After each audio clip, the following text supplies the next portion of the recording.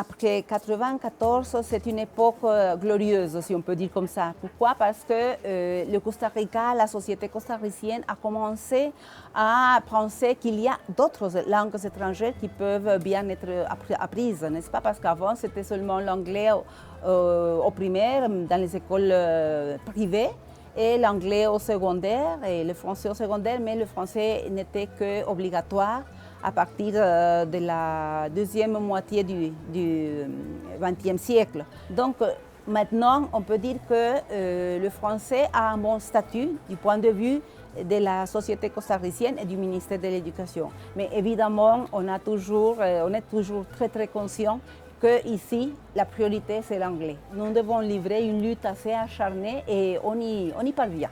À l'heure actuelle, je pense que le ministère a 5000 écoles. 5000 écoles, dont 32 seulement ont le français. Et il y a à peu près, disons, 700-800 lycées. L'anglais est obligatoire de la 7e à la 9e année, c'est-à-dire pour les élèves qui ont 13, 14, 15 ans. À l'heure actuelle, aussi le français est obligatoire pour ces élèves-là. Les écoles reçoivent seulement l'anglais et il y a des écoles qui reçoivent seulement le français. Au lycée, c'est une autre chose. Les élèves, les étudiants reçoivent le français et l'anglais en même temps, d'une façon obligatoire, depuis la 7e, 8e et 9e année.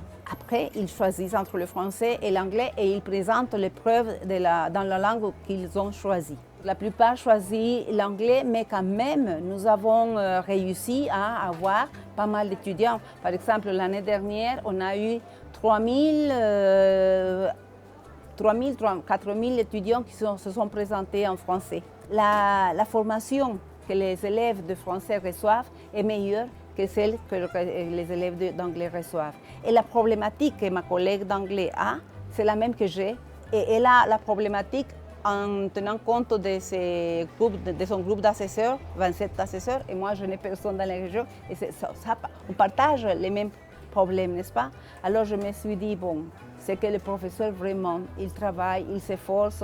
Et moi, ma devise, c'est aimer ce que vous faites et croyez à ce que vous faites, parce qu'autrement on ne pourrait pas y arriver. Hein?